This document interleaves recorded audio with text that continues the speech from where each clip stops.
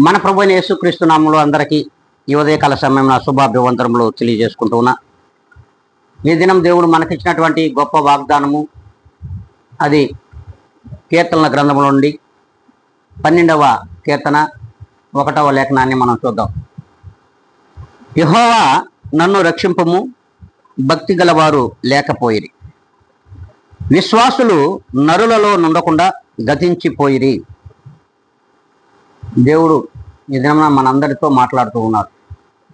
అవును, ఈ దినం స్థిరమైన విశ్వాసులు నరులలో లేరు, అట్టివారు గతించిపోయి ఉన్నారు అని దేవుని వాక్యం ద్వారా మనం తెలుసుకుంటున్నాం.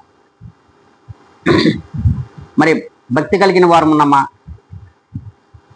ఎప్పుడైతే దేవుని యందు భయం ఉండి ఆ దేవుడు మనల్ని శిక్షిస్తాడు, ఈ దినము కాకపోయినా రేపైనను మనం ఆ శిక్షకు పాత్రులు అవుతాము అనే భయము నరులలో లేదు అంటున్నాడు.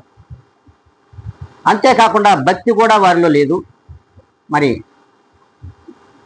అందువల్లనే విశ్వాసులు నరులలో లేకుండా నశించిపోతున్నారు అని దేవుని వాక్యం సెలవిస్తూ ఉంది. మనమేమనుకుంటున్నామంటే ఈ లోకంలో మనకంటే విశ్వాసులు లేరేమో, మనమే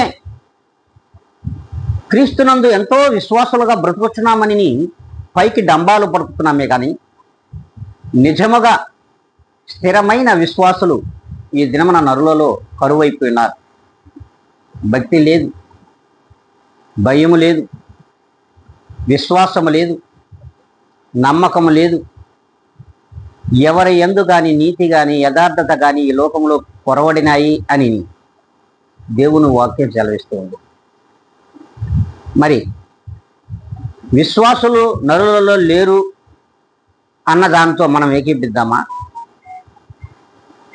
లేదు, నరులలో విశ్వాసులు కూడా ఉన్నారు అనిపించుకోవడానికి మన వంతు మనం దేవుని యందు భయము, భక్తి, అంతే నమ్మకము, విశ్వాసము కలిగి ఈ దినం నుండైనా సరే దేవుల్లో జీవిస్తామా, ఆ ప్రభు అయిన క్రీస్తులో నివసిస్తామా అనుకుంటే ఇప్పుడే అందరూ తల్ల ఉంచుకుందాం, కళ్ళు మూసుకొని దేవుని యందు ప్రార్థనలో ఏకీపిద్దాం.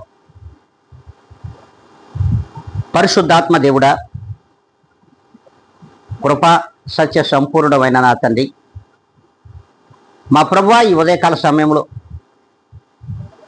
ఇదిగో నాయన, విశ్వాసులు నరులలో లేకుండా గతించిపోయి ఉన్నారు అని మీ వాక్యము సెలవిస్తూ ఉంది.